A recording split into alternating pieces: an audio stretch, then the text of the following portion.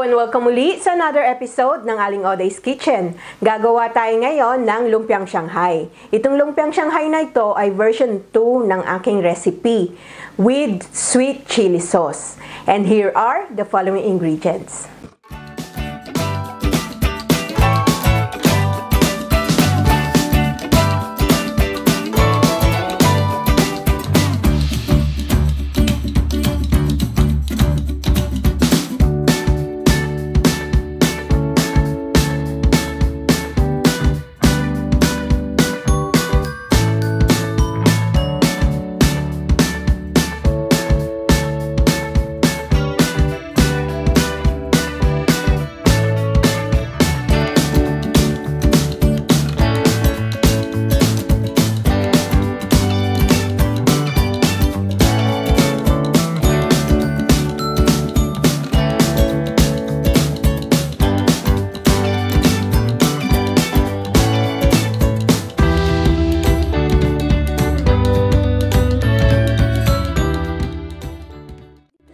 Bowl ng ating minced pork, ilagay natin yung tinadtad na sibuyas.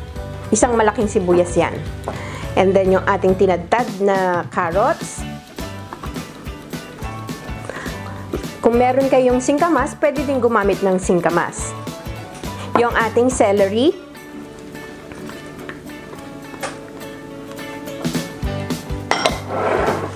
Yung pickles.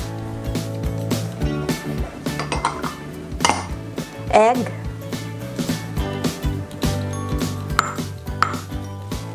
salt, and pepper. Optional ingredients lang ito, ang ating red wine vinegar. Mga 2 tablespoon lang. Pwede naman wala. Then, haluin lang natin to. Make sure na well mix ang ating ingredients.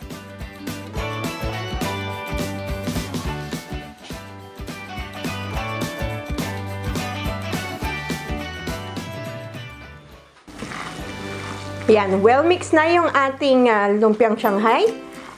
Mag-proceed na tayo sa ating next step.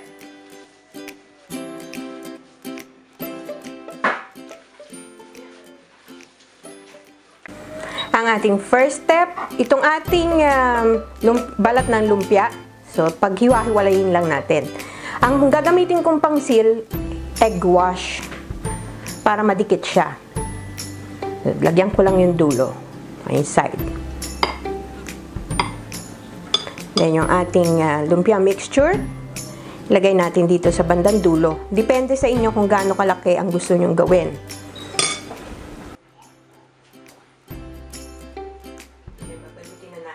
Rollo natin. Itong side, iikot nyo lang dito sa gilid para neat tignan. Papasok. Yan. Then, continue natin ang pagbalot. Kailangan sealed, tightly sealed. Yan. Then, continue lang natin to hanggang matapos natin lahat. Pero ang gagawin muna natin yung sauce bago natin magprito.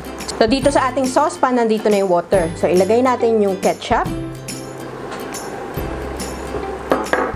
yung sugar, salt to taste, at yung ating chili flakes. So, depende sa inyo kung gaano kaanghang ang gusto nyo. Then, haluin lang natin to.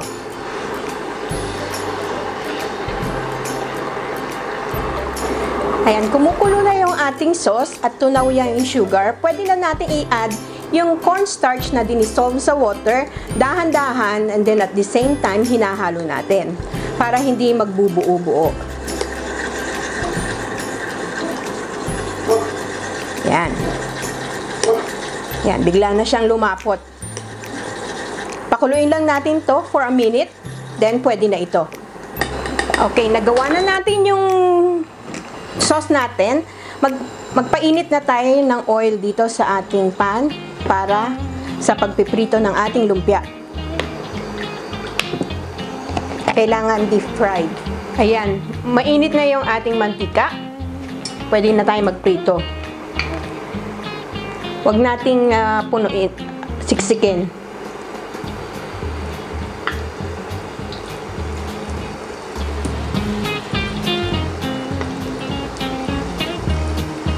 Continue lang natin ang pagprito hanggang maging golden brown. Ito.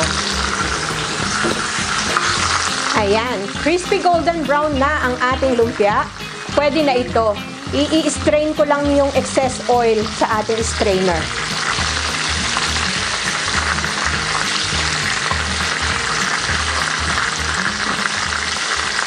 Guys, ang gusto nyo, pwede nating hatiin ito sa tatlo. Kupitin lang natin. O pwede lang sa dalawa. Ito na ang ating Lumpiang Shanghai with sweet chili sauce. Sana magustuhan niyo itong recipe na ito and share it with your friends. Don't forget to subscribe to my YouTube channel and hit that notification button para lagi kayong updated tuwing mag-upload ako ng videos. Ako po si Aling Oday. Magkita-kita ulit tayo sa aking susunod na video. Salamat! Bye!